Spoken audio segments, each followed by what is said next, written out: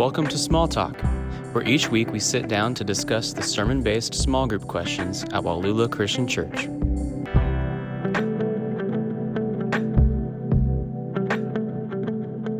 Hello and welcome back to Small Talk, Wallula's weekly podcast. My name is Zach Boland. Right back. Right back what? We're right back. We're right back. Yeah, we're right back. From when? Just like 30 seconds. From the first time I did this? Yeah. No one needs to know that I messed up the intro the first time. No one would have known.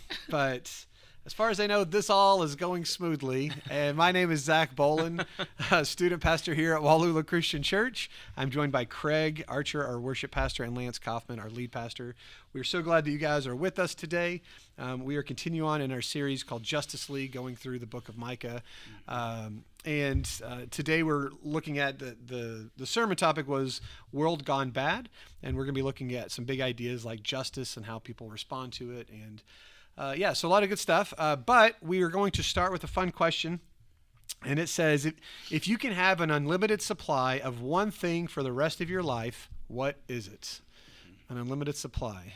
I'll go first because it was kind of fun for me, although harder than I thought. I thought this is going to be easy. Of course, everyone knows the right answer, I think. So before I even wrote anything down, my son Graham is just a wealth of, he'll give you his opinion on, Sure. Even without asking, he'll tell you. So he was with me when I was working on part of this, and I was like, if you could have unlimited, and he goes, what I thought was the basic answer, which is money, right? Like, I'd have as much money. So I would very quickly shut that down. I was like, okay, you can't say money. Like, if you could have an unlimited supply of anything, what would it be? And he thought for like 2 seconds, and he goes, diamonds. He's like Mr. Loophole. And so I was like, thank you, Graham. We'll just move on from that. That could be his superhero name. What, Mr. Loophole? Yeah. Just a ode to a previous episode there. He talked about, it's true. He talked about wanting to be a lawyer or a judge. So I think you have to do that when you're in the law, right? You find loopholes and things? Yeah, sure. Yeah. So I thought, I was thinking money, but I was like, just whatever. And then I was like a genie or infinite genies. And Right. okay. But then I thought, okay, let me go deeper here. What is it that I really want? What would unlimited supply of? And I was thinking more abstract. And I was like happiness or contentment. Mm-hmm. And then I was like, those don't feel fun. So then I was like, what is it that I would want that could help me out? And then I thought if I had, now this sounds really dumb, but I said houses because really an unlimited supply would be one. I just need one. But if someone gave me a free house, I know it's unlimited, but I'll take out all the houses I need, which is one. And then I was thinking one house would and if I need a new one, I'll just get a new one. But either way, you don't have to pay mortgage anymore. Right. So that would slowly affect you for the rest of your life because you don't have to pay that. I know it seems weird and dumb, but I was like, that's something that'll pay off in the long run. Right. So anyway, unlimited supply of houses, all 1 to 2 of them that I would want to need. Right. So happiness or contentment or houses, that's my weird answer, or diamonds. What about you guys? What did you? Well, I think as we've kind of been, all three of us yawned at some point before we started this podcast. We're kind of, after lunch, kind of in a, little stuffy room up here a little bit. It is warmer today than normal.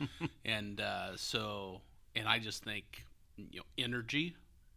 Energy would be a good answer, right? That would be good.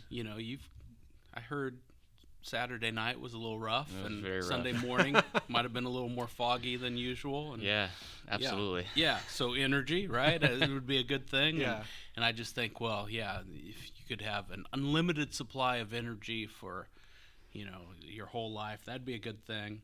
And that would be crazy. Yeah, that'd be good. And so, but a little less.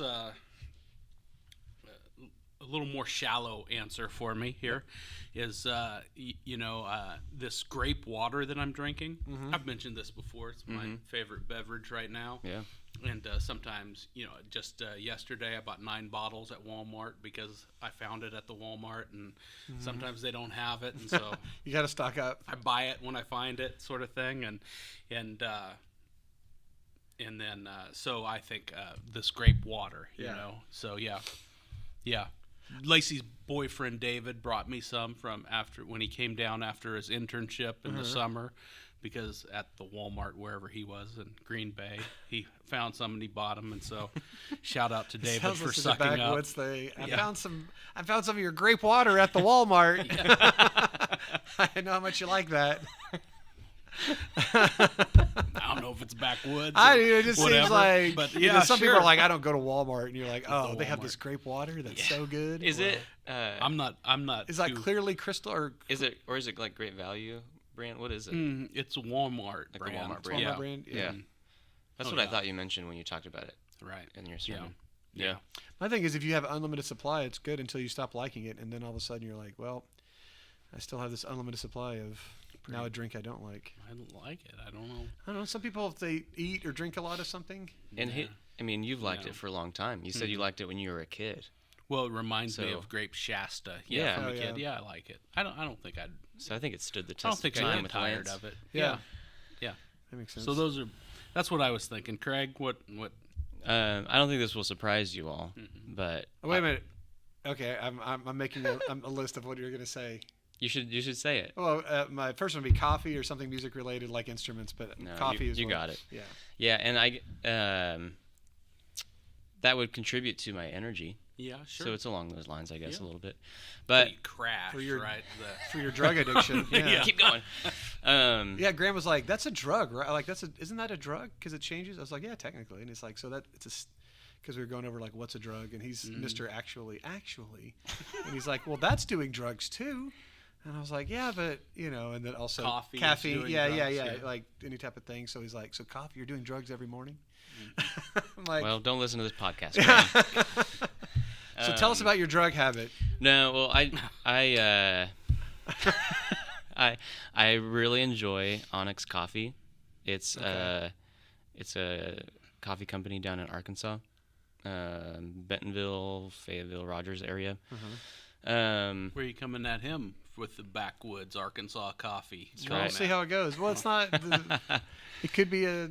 Yeah. Go I don't ahead. know. Sorry. Anyways, so fun fact, I am a subscriber to Onyx Coffee, so they send me coffee once a month.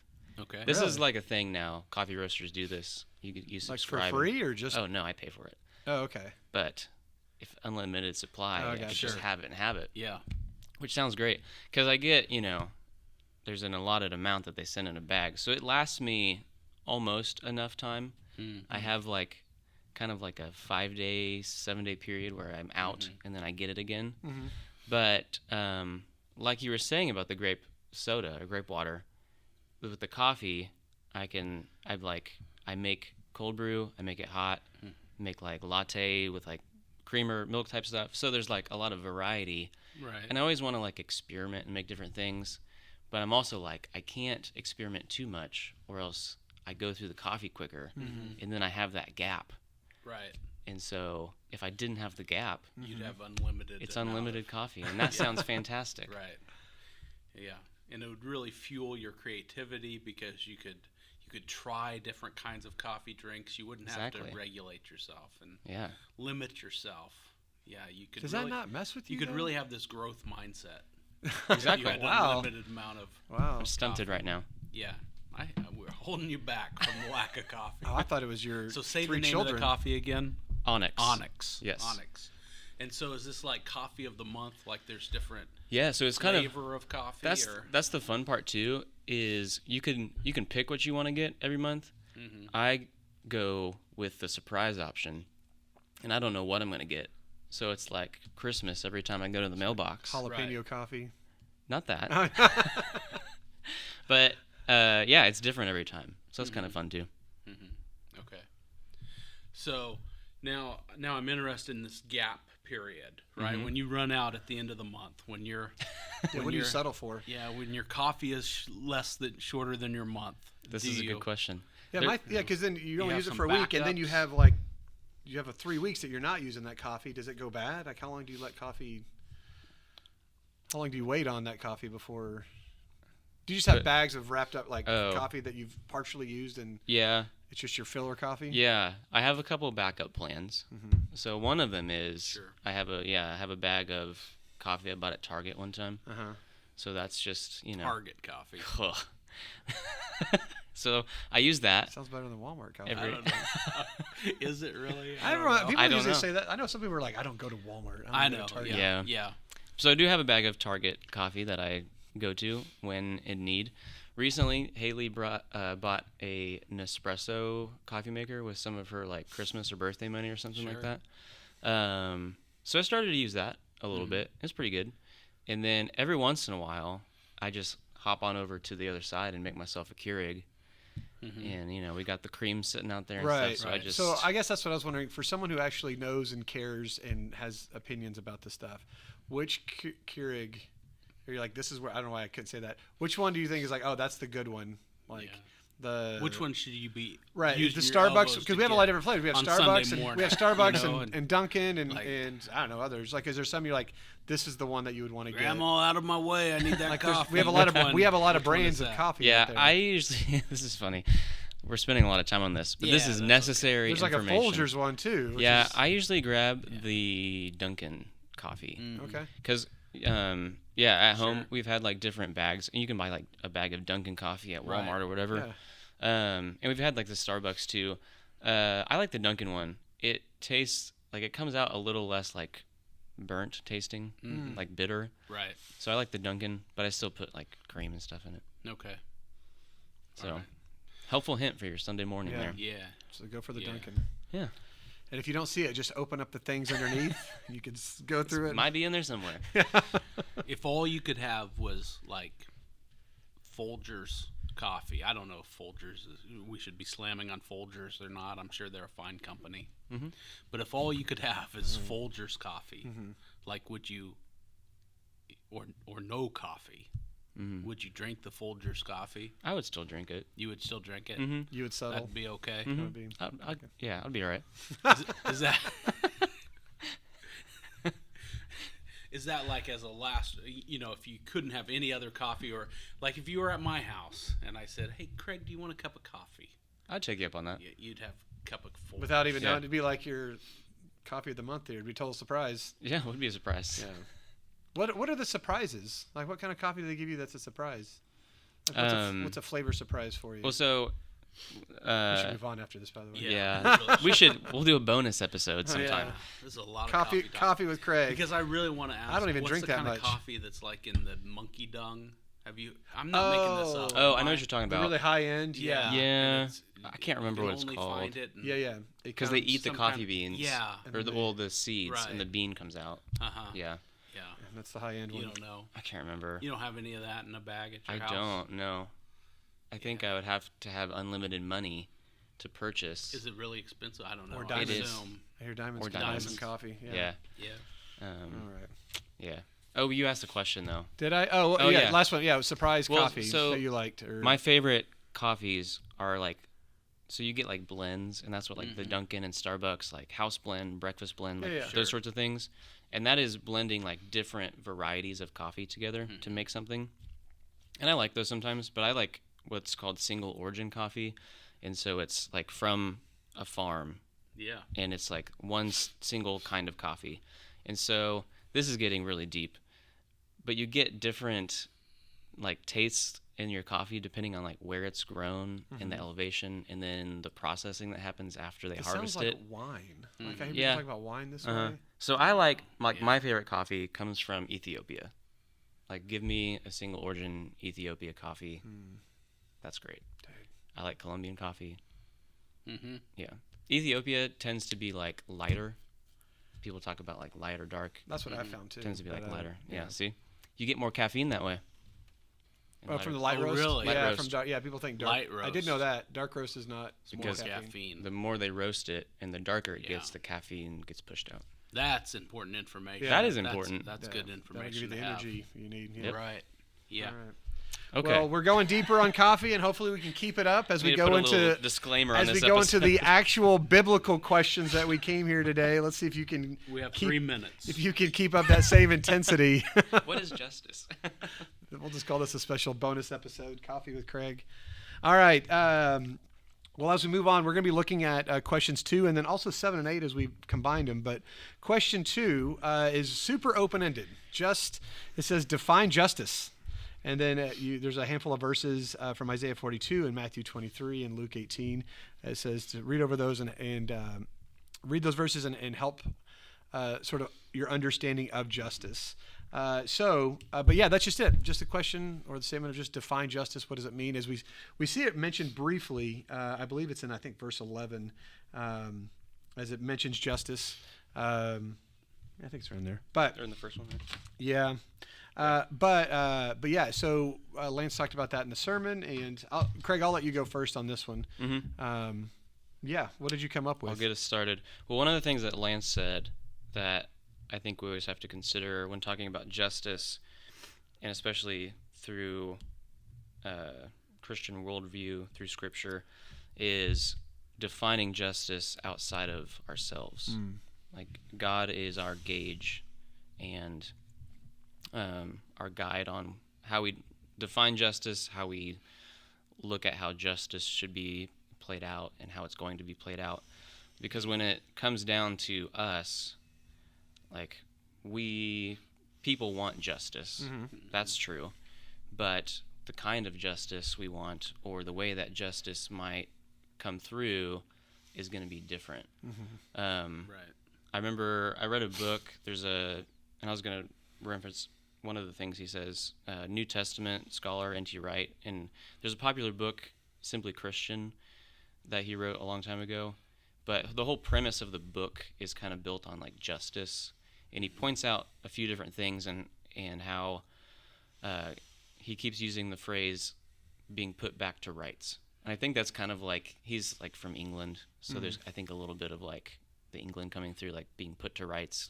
Kind of see that in his writing. But how we want things to be right and go back to the way that they should be. But when another sinful person points out justice for someone else, we're going to have different opinions. So we have to look at it through the lens of Scripture. And so some of the things that we see we have to think about is who God is and how he thinks about justice. And justice is really a part of who he is. So, like, his character, his plan, his will for humanity, justice is wrapped up in that. And so that's one of the things we have to look at. In Micah, when we look at it, it's like he's saying, it's in verse 1, is it not for you to know justice, ye who hate the good and love the evil? That's like a flip of what it should be. And he expects us to understand what justice is, in his view, in his eyes. And I thought about, too, when Jesus, the Lord's Prayer, on earth as it is in heaven, that's another kind of like, we should be in line and praying for. Right. I mean, we're praying for a lot of things with that statement, but justice is kind of, it's part of that. Sure. For heaven to come to earth. And we know that is, and that's part of justice too, is Jesus did something about that. And now we live in this period of we're waiting upon his return, and like N.T. Wright says, things will be put back to rights forever in a very decisive way. When we talk about in Revelation, we talked about a lot the day of judgment and what that's going to look like. I thought about in Revelation the saints that cry out to God, like, how long will we have to wait? When is justice going to be enacted? And that's the day when it will all come together and the wrongs will be made right. But for us right now, keeping our view of God, his holiness, his righteousness, that's part of his justice. And we talked about that a little bit on Sunday. Right. Yeah. But and for I guess for us, like, defining justice and looking at it in our world, like, God cares for humanity, but looking out for, in Micah's case, like, who the oppressed, the people that are being persecuted and being wronged, and like, God cares about that stuff, and so should we, as being made in the image of God and looking upon creation and humanity, like, we should be looking for that. So I know that was kind of a long, like we said before we started, I didn't know exactly how to go through that list because it's such a big question. It's yeah. a big question, Right. a big topic.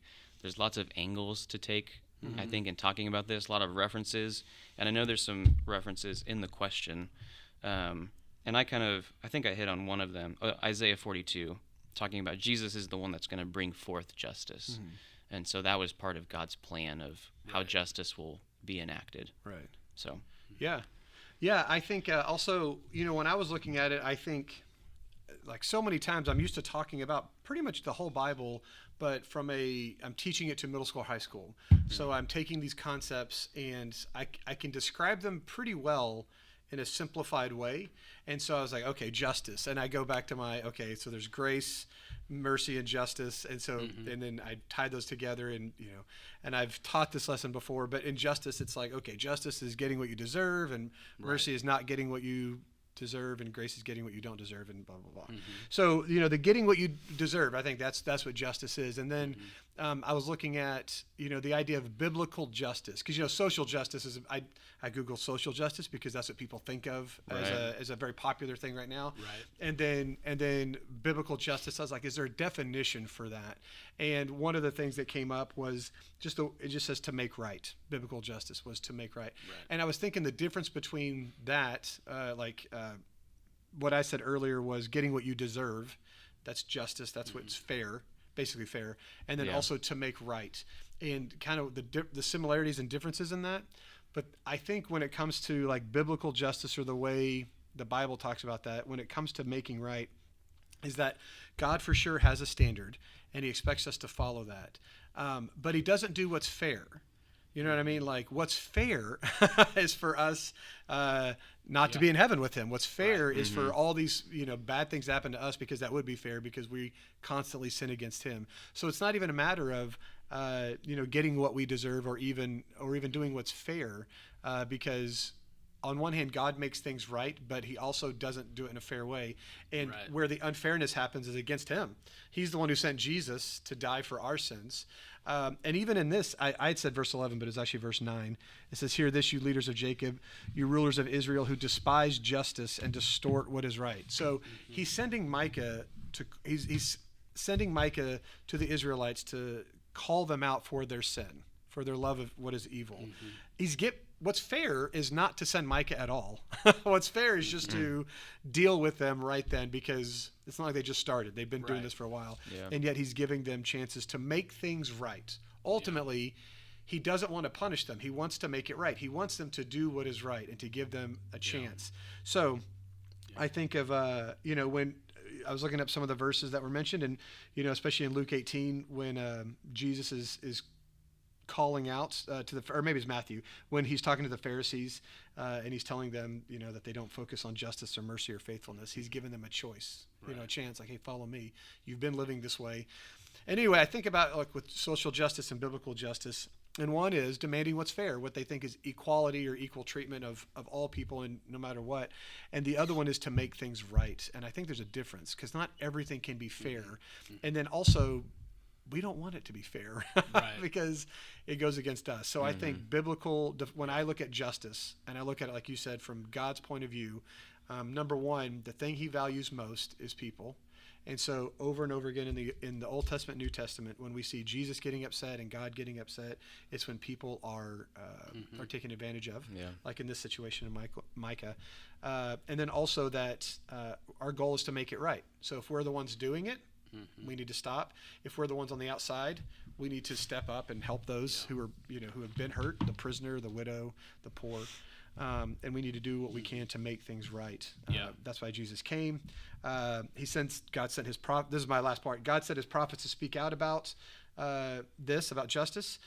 He demands his people to live it out. And he sent Jesus to speak out against it, with the Pharisees and everyone else, and also to give his life to help make things right.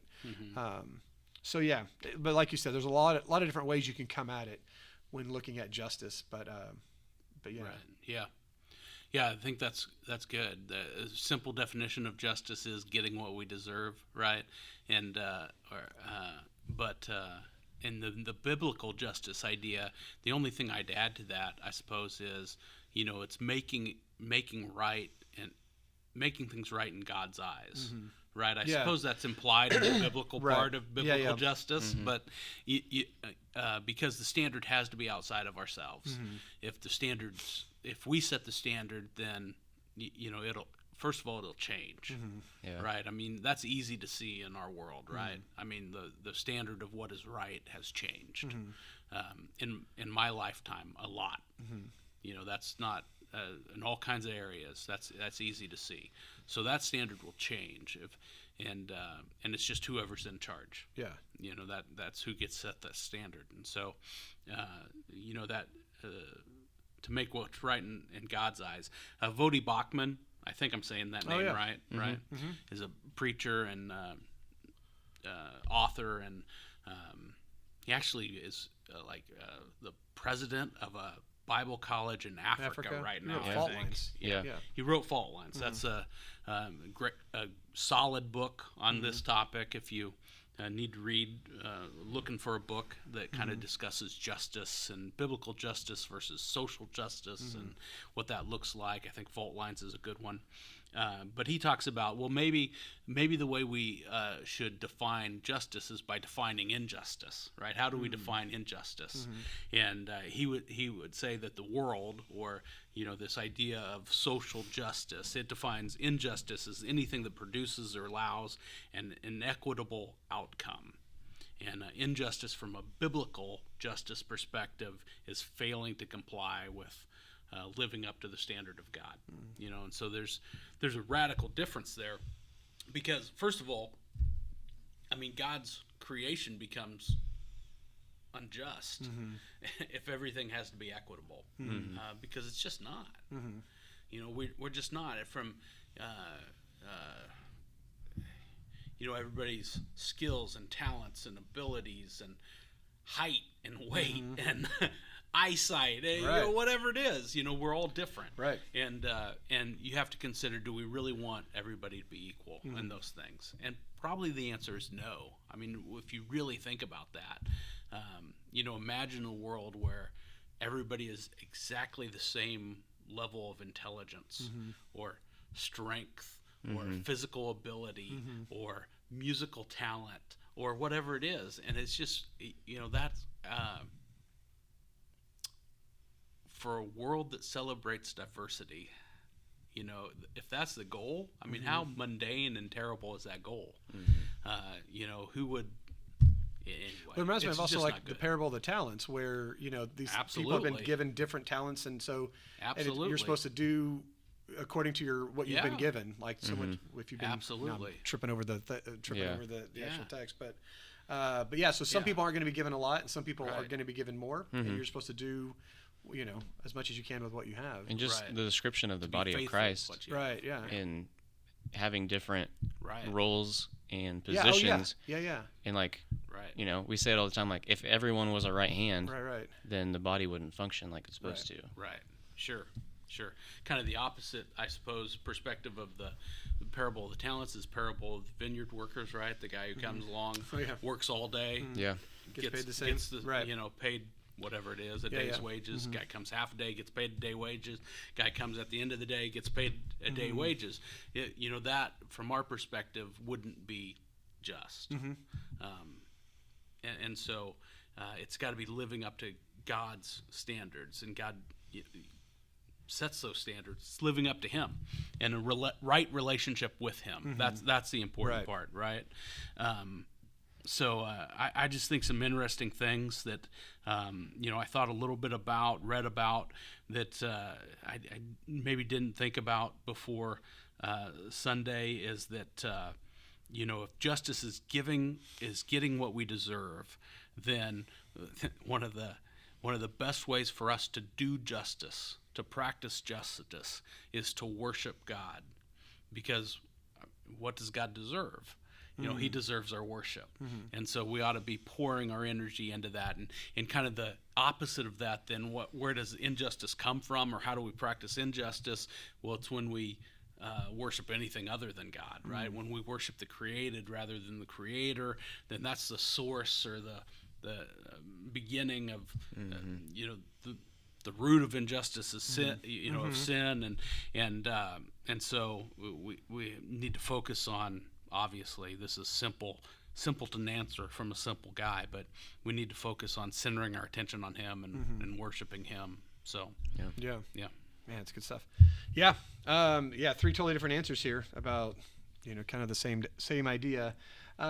So we see this going on where they're talking about justice, and what we see is that as Micah is calling out the people, especially the leaders and the prophets in Israel, that they don't see a problem with this. And so I guess I'm skipping ahead a little bit to the answer, but in 7 and 8 it says, what's surprising about the way they respond to the disaster that God brings on them. And then skipping to 8, do you think it's alarming to find people who are just so confident before God and yet so terribly wrong? I like the adjective there. They're so terribly wrong. And have you encountered people like this before who are confident before God and yet so wrong in what they thought and how they approached?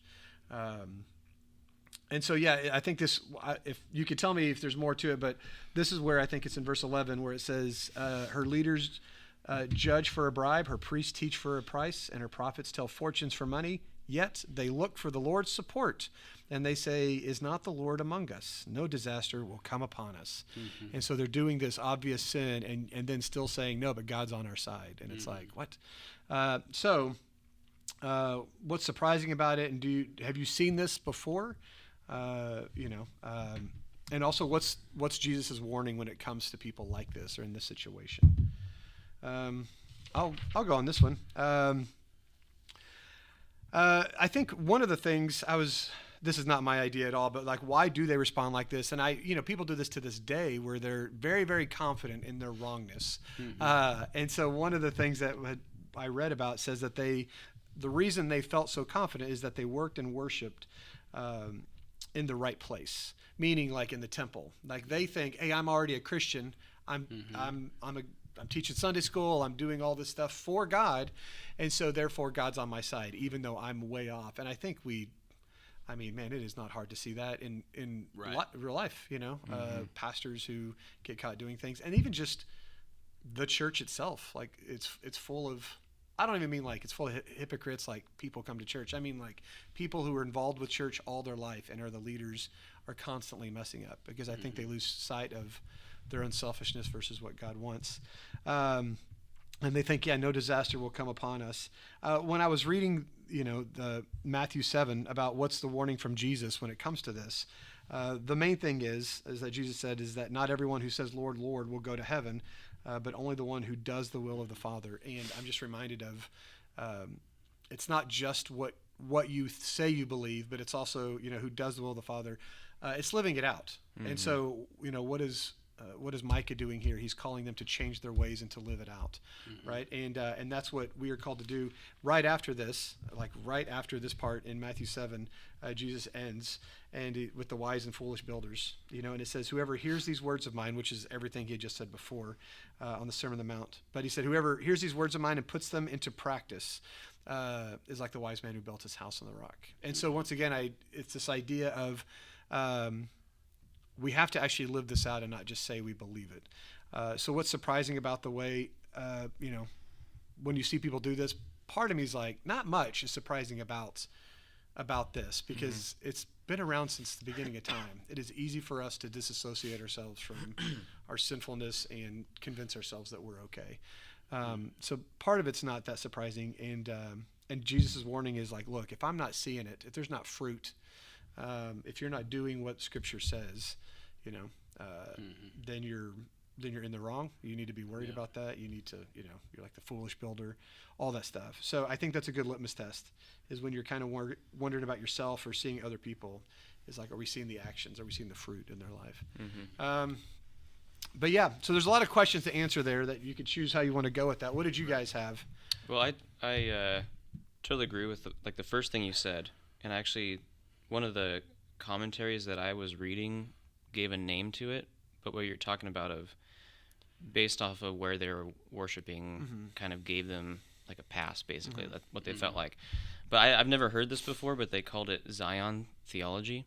Okay. And definition is a mixture of expectations and presumptions based on Jerusalem as the site of Yahweh's temple.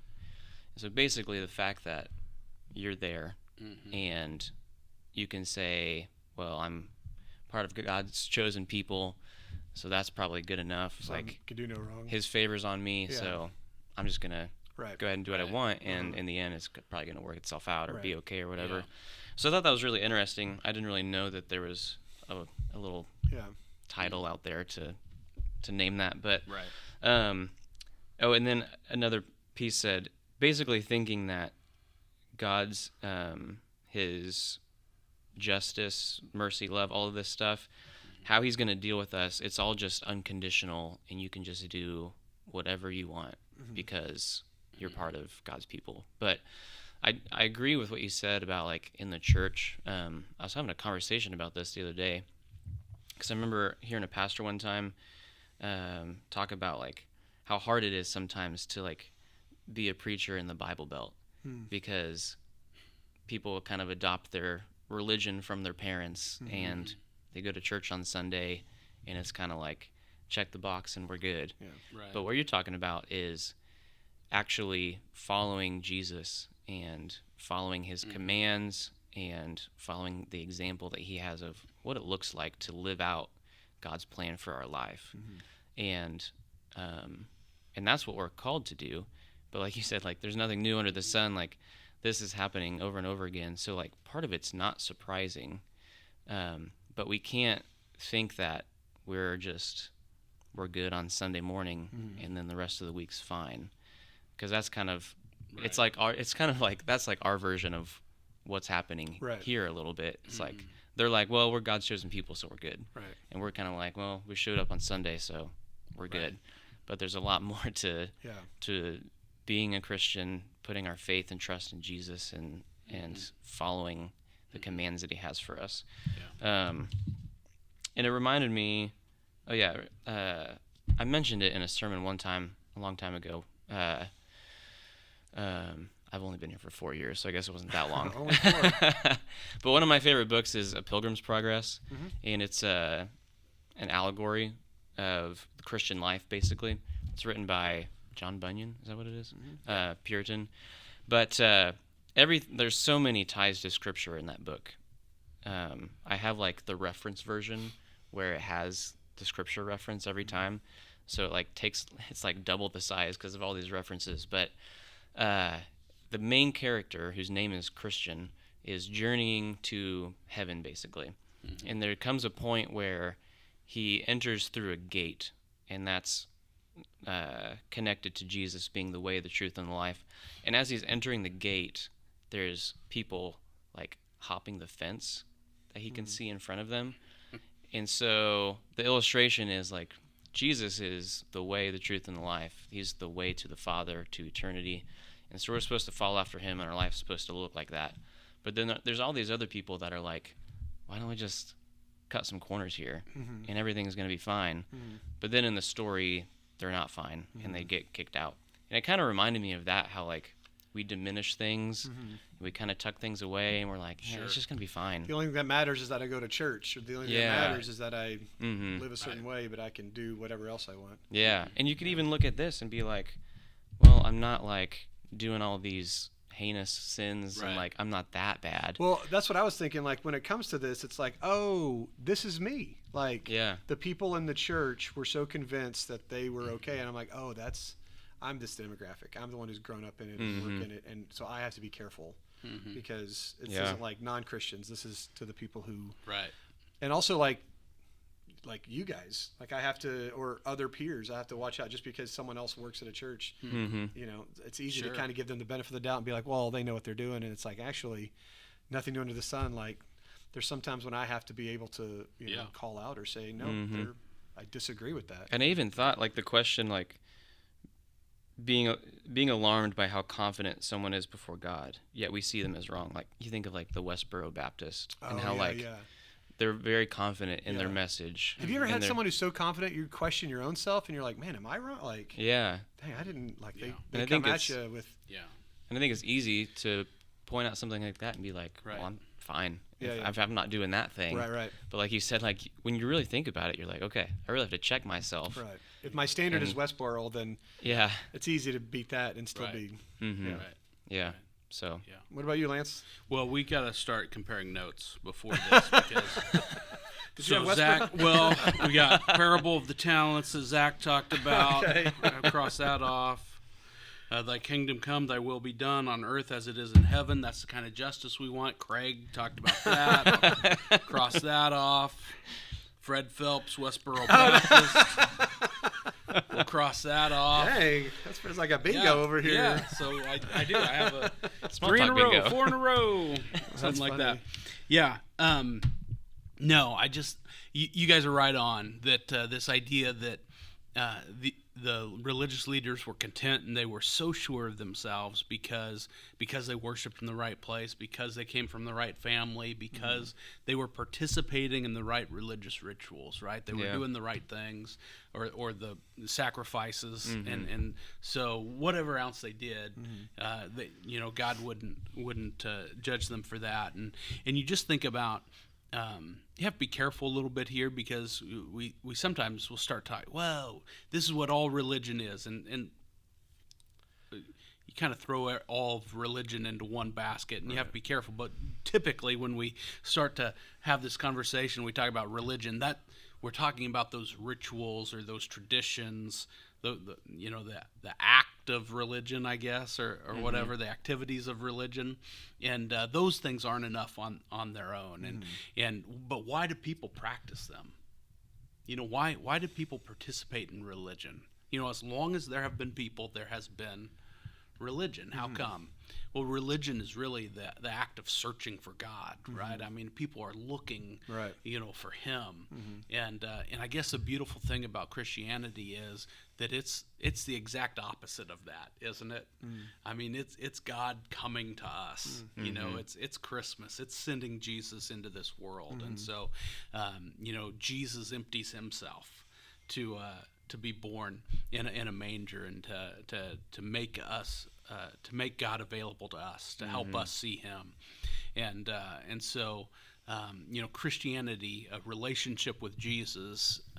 I know it gets a little trite to say you want a relationship rather than religion, but that's it. It's also true, right? That Jesus makes a way for us to know the Father, and He comes to us to reveal Himself to us. I think about it's the difference between when Jesus washes the disciples' feet, and sometimes you'll see that practice. There are churches that have foot washing Sundays, right? And so we're gonna wash each other's feet. And I suppose there's value in kind of that, in reenacting that or whatever. And look, I've done that in youth group, and we've done that at different events, right, on stage, and it's kind of symbolic or whatever. But is it more meaningful to wash somebody's feet in our world, or I don't know, buy them a pair of shoes, or One time I read help that them fix dinner or whatever? I read that a cultural equivalent would to be like clean someone's bathroom. Oh, I read that maybe. one time. Okay. Just a random fact. Yeah. makes sense. Okay. I guess. Yeah. Yeah. It's dirty. It's not something Yeah, I want to do. I don't know. Right. Yeah. There's definitely something lost in the foot washing because it's like nobody. It doesn't. It's matter. an act of hospitality and It's more inconvenient. humility. I don't want to take my and- shoes off. Yeah. Right, and so whatever that is, if that's cleaning somebody's bathroom, if the ultimate act of hospitality, I don't know, but Right. if it is, or the act of humility, I suppose, and but something that really meets somebody's need, I suppose, is better than just the religious act of symbolically taking off somebody's shoes on a Sunday morning, when theoretically they've showered already, yeah. taken Yeah. care of themselves Right. to They've be been there. walking in Wearing dirt socks. sandals. Yeah, all that stuff. Yeah. And so it's the difference of really living that out than just kind of playing at it, which is, it's a weird self-confidence that though we get from that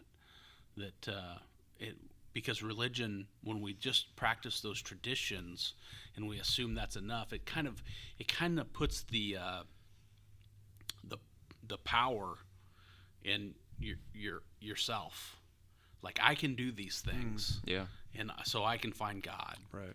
It's I know this has never happened to Sherry and I, but it's the difference between driving down the road and maybe Sherry's driving, and I'm like, holy cow, slow down. This is nuts. You're going to kill us. Shout out to Sherry. Right. Slow down, and she's like, I'm doing the speed limit. And well, it's because you're not in control. Right. When I'm sitting, I just have to text. I got to check this real fast. And I know I'm 15 miles over the speed limit, but everything's going to be fine. Right. Because I'm in control. Yeah. And that's what, the religion, false religion, puts us in control. And maybe that's the confidence that these religious leaders had, and for sure we've seen it. Yeah. And, everybody's had that experience and seen people so confident and so wrong, because there was no humility, there was no selflessness, there was no compassion, love, grace. Yeah. Well, and I think also with, as we wrap it up, just going back to what's the warning from Jesus here is that although we are called to live this out, right, to love others, but there's also an aspect from Micah and from Jesus too, where there's an aspect of calling it out too. Like, it's not just we need to not live that way, but to call out the Pharisees, when we see that, to be able to identify it and say it, which I think is, sometimes we're like, well, I'll just live a good life and bear fruit and then wash my hands of that. And sometimes we need to be the one also to be the prophet, to tell other people this is wrong. And All right. Well, thank you guys so much. We're going to continue on. I believe, are we on 4 and 5 next week? That's true. Okay. We'll see you guys for Micah 4 and 5. Yeah. Awesome.